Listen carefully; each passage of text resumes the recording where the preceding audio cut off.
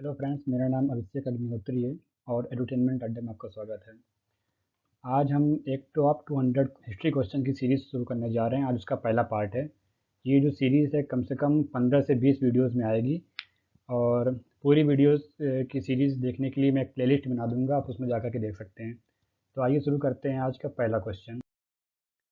पहला क्वेश्चन है कि arrange the following European advent in the India in their chronological order. इसका मतलब ये है कि जिस क्रम में यूरोपियन हमारे देश भारत में आए थे उनका ऑर्डर क्या है।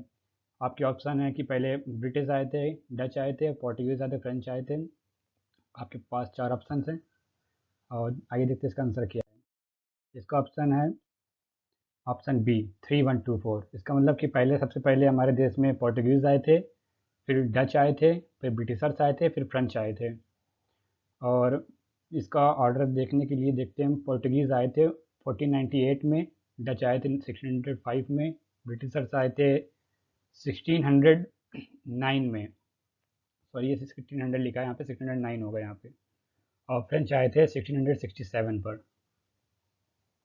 एक बात गौर करने वाली बात यहाँ पे ये रहे कि जो ब्रिटिशर्स आए थे यहाँ पे भारत में, वो क्वींस चार्टर जो 1600 का था उसके वजह से आए थे। यहाँ पे पहले उनको जो ईस्ट इंडिया कंपनी थी ब्रिटिश की, उनको 15 ईयर्स का पहले यहाँ पे उनको दे रखा गया था। फिर उसको 1609 पे अपग्रेड कर दिया गया था इंडेफिनिट टाइम के लिए। चलिए चलते हैं दूसरे क्वेश्चन की तरफ। दूसरा क्वेश्चन है, where did East India Company establish their first factory in South India. यहाँ पे ईस्ट इंडिया कंपनी, ब्रिटिश वाली ईस्ट इंडिया कंपनी की बात की जा रही है। इसका ऑप्शन है यहाँ पे कालीकट, दूसरा ऑप्शन है मसूलीपट्टनम, तीसरा ऑप्शन है मद्रास, चौथा ऑप्शन है थंजावुर। तो इसका सही आंसर है मसूलीपट्टनम। मसूलीपट्टनम इसका राइट आंसर है। ये जो ब्रिटिश इंडस्ट्री थी, यहाँ पे जो फैक्ट्री खोली गई थी, इस 1616 में खोली गई थी। और लेकिन जो पहली फैक्ट्री जो ब्रिटिशर्स ने, ईस्ट इंडिया कंपनी ने खोली थी, वो 1613 में खोली थी। और ये जो फैक्ट्री थी थॉमस एल्डवर्थ के अंडर में खोली गई थी। और इसके पहले की कहानी ये थी कि जब 1609 में विलियम हॉकिंस भारत में आए थे तो उनको जहांगीर ने परमिशन नहीं दी थी। लेकिन जब पोर्टुगीज़ और ब्रिटिशर्स का जो वार हुआ था 1613 में, तो उसमें जब पोर्टुगीज़ को ब्रिटिश ने हरा दिया था, तो जहांगीर ने खुश होकर के ये परमिशन दे दी थी कि ठीक है, आप सूरत में एक फैक्ट्री खोल सकते हैं। तो आइए देखते हैं इसका तीसरा क्वेश्चन। और पहले उसके पहले आप मैप देख लीजिए।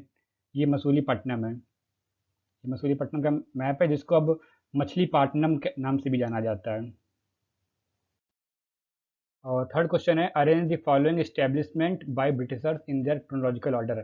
ये कुछ यहाँ पे एस्टेब्लिशमेंट्स हैं, कुछ फोर्ट्स हैं, इनको किस ऑर्डर में ये बने थे, मतलब कि पहले कौन बना था, बाद में कौन और उसके थर्ड में कौन बना था। तो इसका सही जवाब है ऑप्शन बी, ए सी बी। और सबसे पहले यहाँ पे बना था फोर्ट सेंट जॉर्ज, जो कि 1639 में बना था। ये चेन्नई में है और इसको वाइट टाउन के नाम से भी जाना जाता है। और उसके बाद बना था माहिम फोर्ट। माहिम फोर्ट मुंबई में बना है, जिसको जेराल्ड ऑनजियर, जो उस समय वहाँ के गवर्नर हुआ करते थे मुंबई के, उन्होंने बनवाया था 1669 में। और जो थर्ड है वो है फोर्ट विलियम। फोर्ट विलियम 1696 में बनाया गया था, स्टार्ट किया गया था, 1702 में ये बन के कम्प्लीट हो गया था। ये कोलकाता में बनाया गया था। और जो बैटल ऑफ प्लासी थी, उसके दौरान ये थोड़ा सा इसमें डैमेज हो गया था, जिसको रॉबर्ट क्लाइव ने बैटल ऑफ प्लासी जो 1757 में हुई थी, उसको जीतने के बाद उसको दोबारा से इस्टेब्लिश किया था। और आपको ये बात मालूम ही होगी कि 1757 में जो बैटल ऑफ प्लासी हुई थी, वो किसके इसके बीच में हुई थी। तो इसका सही आंसर है सिराज उद दौला और जो ब्रिटिशर्स थे रॉबर्ट क्लाइव के अंडर में, उनके बीच में हुई थी। और यही वो टर्निंग पॉइंट था हमारे इंडियन हिस्ट्री में, जहाँ से ब्रिटिशर्स ने इंडिया में कंट्रोल करना शुरू कर दिया था। और जो सिराजुद्दौला थे, वो नवाब ऑफ बंगाल उस समय हुआ करते थे। और बैटल ऑफ प्लासी के बाद नवाब ऑफ बंगाल जो सिराजुद्दौला थे, उनको हटा करके मीर जाफ़र को वहाँ का बंगाल का नवाब ब्रिटिशर्स ने बना दिया था। आइए फोर्थ क्वेश्चन की तरफ बढ़ते हैं। फोर्थ क्वेश्चन है यहाँ पे कि who founded independent kingdom of Hyderabad. तो आपके ऑप्शन हैं यहाँ पे वाजिद अली शाह, असफ जाह, मुजफ्फर जंग और सिराजुद्दौला। इसका राइट आंसर है असफ जा। असफ जा को हम निज़ाम उल मुल्क के नाम से भी जाना जाता है।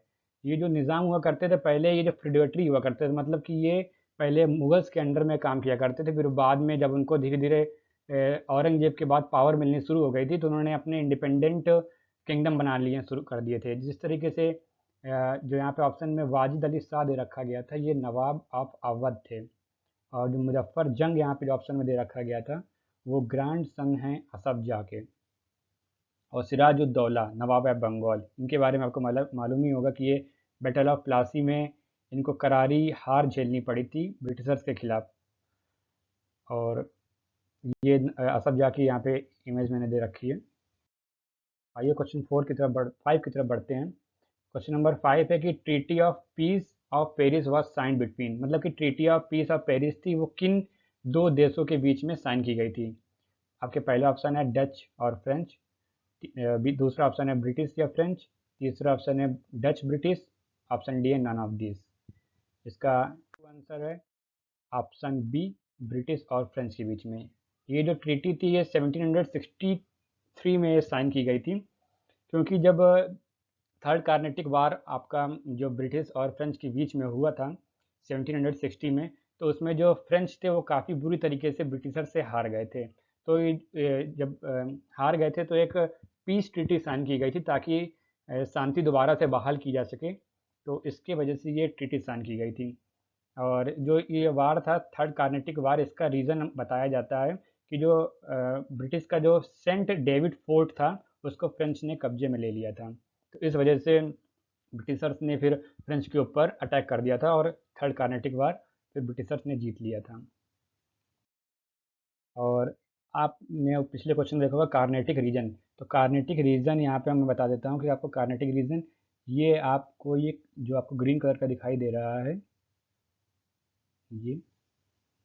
ये कार्नेटिक रीजन है। इसको आप इस तरीके से याद रख सकते हैं कि ये जो आपका बे ऑफ बंगाल यहाँ पे साइड में चल रहा है आपके इंडिया के ईस्ट कोस्ट में, और ये जो ईस्टर्न घाट्स हैं, ईस्टर्न घाट्स आप जानते होंगे कि यहाँ पे एक प्लेट्यू की एक लंबी एक लाइन गई हुई है, मतलब कि ये जो प्लेट्यू है यहाँ पे की एक लाइन गई है जिसको ईस्टर्न घाट्स के नाम से भी जानते हैं। और जो हमारा बे ऑफ बंगाल के बीच का जो रीजन है आपका ये वाला जो ग्रीन कलर से है, इसको हम बोलते हैं कार्नेटिक रीजन। क्वेश्चन नंबर 6 की तरफ बढ़ते हैं। जो फर्स्ट एंग्लो मैसूर वार था वो किसके किसके बीच में लड़ा गया था। ऑप्शन है आपके British Tipu Sultan, option B आपका French Hyder Ali, option C आपका British Hyder Ali, option D है आपका ब्रिटिश निज़ाम उल मुल्क। निज़ाम उल मुल्क वही आपके असफ जाह। इसका राइट आंसर है ऑप्शन सी, ब्रिटिश और हैदर अली के बीच में ये आपकी फाइट हुई थी। तो हैदर अली ने यानी बैटल जो आपकी थी एंग्लो मैसूर वार, फर्स्ट एंग्लो मैसूर वार, इसको इन्होंने जीत लिया था। और ये जो बैटल चली थी आपकी 1766 से लेकर के 1769 के बीच में। और इस बैटल के बाद जब ब्रिटिशर्स ने दोबारा अटैक किया था, अपनी जो कुछ उनकी जगह छिन गई थी ब्रिटिशर्स की, हैदर अली ने कुछ जो एरिया था वो अपने कब्जे में ले लिया था। तो जब ब्रिटिशर्स ने दोबारा फाइट की थी एंग्लो मैसूर वार जो सेकंड वाली हुई थी, तो उसमें हैदर अली की डिफीट हो गई थी और वो उस बैटल में मारे गए थे। लेकिन ये बैटल डिफीट नहीं हुई थी। फिर उसके बाद उनका जो लड़का था टिपू सुल्तान, उन्होंने ये बैटल को आगे कंटिन्यू किया था। और जो टिपू सुल्तान का जो रूलिंग पीरियड माना जाता है वो 1780 से लेकर के 1784 के बीच में है। क्वेश्चन नंबर 7 की तरफ बढ़ते हैं। Who introduced permanent settlement in India. आपके ऑप्शन है Lord William Bentinck, Lord Dalhousie, Lord Cornwallis, Lord Canning. का राइट आंसर है लॉर्ड कॉर्नवालिस।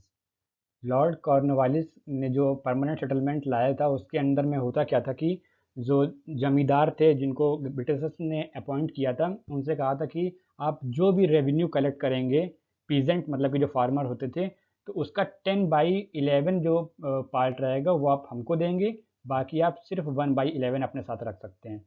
और इस सेटलमेंट की एक खास बात ये थी कि जो ज़मींदार थे वो अपने हिसाब से जितना मन चाहे उतना वो रेवेन्यू रख सकते थे कि वो फार्मर से बोल सकते थे कि आप इतना हमको रेवेन्यू देंगे। इसके ऊपर ब्रिटिशर्स का कंट्रोल नहीं था, ये ज़मींदार अपने हिसाब से कर सकते थे। अब क्वेश्चन नंबर 9 की तरफ बढ़ते हैं। First Indian state which falls under doctrine of lapse, मतलब कि जो डॉक्ट्रिन ऑफ लैप्स के तहत भारत का पहला राज्य कौन सा डॉक्ट्रिन ऑफ लैप्स के तहत आया था। आपके ऑप्शन है झांसी, ऑप्शन है संबलपुर, ऑप्शन सी है सतारा, ऑप्शन डी है अवध। इसका राइट आंसर है ऑप्शन सी सतारा। सतारा जो आपका है ये महाराष्ट्र में पड़ता है। 1848 में डॉक्ट्रिन ऑफ लैप्स के तहत इसको ब्रिटिश ने अपने अंडर में ले लिया था। झांसी को 1853 में लिया था। उस समय वहाँ की जो रानी क्या बोलते हैं उस समय जो उनके रानी लक्ष्मीबाई के हस्बैंड थे वो जब ख़त्म हो गए थे, तो जब उन्होंने एक लड़का अडॉप्ट किया था, लेकिन ब्रिटिशर्स ने कहा था कि ये वाला रूल नहीं अप्लाई किया जाएगा, इसलिए जो 1853 में ब्रिटिशर्स ने झांसी को भी अपने अंडर में ले लिया था। और इस डॉक्ट्रिन ऑफ लैप्स के तहत आने वाला जो सबसे आखिरी स्टेट था वो था अवध। अवध को 1856 में डॉक्ट्रिन ऑफ लैप्स के तहत ब्रिटिशर्स ने अपने अंडर में लिया था। और डॉक्ट्रिन ऑफ लैप्स जो लॉर्ड डलहौजी ने इम्प्लीमेंट किया था। डॉक्ट्रिन ऑफ लैप्स के तहत होता क्या था कि अगर मान लीजिए कोई किंग है और उसका कोई अगर वंशज नहीं है, तो ब्रिटिशर्स क्या करते थे कि वो जो पूरा राज्य था वो अपने अंडर में ले लिया करते थे। और पहले क्या था कि जो अगर कोई आपने किसी बेटे को गोद ले लिया है, और या फिर ऐसा आपके पास कोई हेरिडिटी मतलब कि सॉरी, अगर आपने किसी को गोद ले लिया है तो आप डॉक्ट्रिन ऑफ लैप्स से बच सकते हैं। लेकिन जो झांसी था उसको वहाँ पे ब्रिटिशर्स ने अपने अंडर में ले लिया था उसके बावजूद भी। क्वेश्चन नंबर 9 है, last governor general and first viceroy of India कौन थे। ऑप्शन है आपका विलियम बेंटिक, ऑप्शन है बी है लॉर्ड कैनिंग, ऑप्शन सी है लॉर्ड डलहौजी। इसका राइट आंसर है लॉर्ड कैनिंग। लॉर्ड कैनिंग जो थे 1857 का जो म्यूटनी हुई थी जिसको सेपॉय म्यूटनी के नाम से भी जाना जाता है, उसके जस्ट पहले आपके लॉर्ड कैनिंग ही हमारे गवर्नर जनरल ऑफ इंडिया हुआ करते थे। इनका जो टाइम पीरियड था वो 1856 से 1857 के बीच में था। फिर 1857 की म्यूटनी के बाद ब्रिटिश क्राउन ने जब अपने अंडर में पूरा इंडिया की बागडोर संभाल ली थी, क्योंकि उसके पहले ईस्ट इंडिया कंपनी पूरा कंट्रोल देख रही थी भारत के अंदर। लेकिन 1857 की म्यूटनी के बाद जो ब्रिटिश क्राउन था उसने पूरा इंडिया को अपने अंडर में ले लिया था। तो फिर उन्होंने एक एडिशनल पोस्ट गवर्नर जनरल के साथ अप्लाई कर दी थी, जिसको हम वाइस रॉय नाम से जानते हैं। तो इसलिए जो लॉर्ड कैनिंग थे वो गवर्नर जनरल आखिरी थे, और उन्हीं को ही फिर वाइस रॉय ऑफ इंडिया बना दिया गया था, जो कि 1858 से लेकर के 1862 के बीच में उन्होंने वाइस रॉय का पद संभाला था। और लॉर्ड कैनिंग के नाम पे एक क्रेडिट ये भी दिया जाता है कि जो इंडिया में जो पहली यूनिवर्सिटीज़ थी जो ब्रिटिशर्स ने खोली थी, वो उन्होंने कैलकाटा, मद्रास और बॉम्बे में खोली थी 1857 में। इनको जो मॉडर्न इंडिया की जो यूनिवर्सिटीज़ हैं सबसे पहले खोले जाने का क्रेडिट लॉर्ड कैनिंग को ही दिया जाता है। ये जो तीनों यूनिवर्सिटीज़ थी कैलकाटा, मद्रास और बॉम्बे, इसके बाद जो फोर्थ यूनिवर्सिटी थी यूनिवर्सिटी ऑफ इलाहाबाद के नाम से हम जानते हैं, उसको खोला गया था। क्वेश्चन नंबर 10 की तरफ हम बढ़ते हैं अब। Which was the only session of Congress presided by, sorry यहाँ पे महात्मा गांधी होगा, मैंने धोखे से गलत कर दिया यहाँ पे, महात्मा MK गांधी।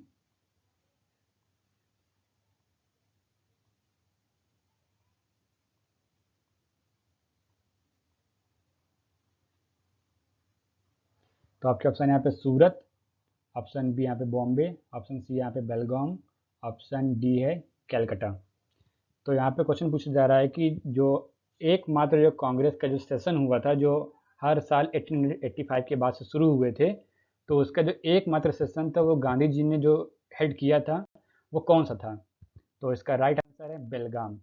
बेलगाम का एकमात्र सेशन ऐसा था जो कि गांधी जी ने हेड किया था। उसके बाद उन्होंने कोई भी सेशन को चेयर नहीं किया था, मतलब कि प्रेसिडेंट वो किसी भी उसके बाद सेशन के नहीं रहे थे। जो बेलगाम का सेशन था वो 1924 में हुआ था। और इसी के साथ आपको ये बताना चाहता हूँ मैं कि जो first session Indian national Congress का हुआ था वो था 1885 में। इसके जो प्रेसिडेंट थे उस समय वो थे वोमेश चंद्र बैनर्जी, जिनको हम शॉर्ट फॉर्म में WC बैनर्जी के नाम से भी जानते हैं। और जो हमारे जो फर्स्ट मुस्लिम जो प्रेसाइड किए थे इंडियन नेशनल कांग्रेस को, उनका नाम था सैयद बहरुद्दीन तायब जी। और इसी के साथ जो फर्स्ट वीमेन थी जिन्होंने इंडियन नेशनल कांग्रेस को प्रिसाइड किया था उनका नाम था एनी बेसेंट, और जो फर्स्ट इंडियन वुमेन थी उनका नाम था सरोजनी नायडू। इसको भी आप याद रखिएगा, ये काफ़ी important exam point of view से। तो आशा करता हूँ आपको हमारी वीडियो और ये सीरीज़ पसंद आई होगी। तो हमें सपोर्ट करने के लिए आप इस चैनल को लाइक कर सकते हैं, शेयर कर सकते हैं और सब्सक्राइब भी कर सकते हैं, और अपने दोस्तों, यारों और चाहने वालों को आप इस वीडियो को सब शेयर कर सकते हैं। ठीक है फिर, thank you for watching, have a great day.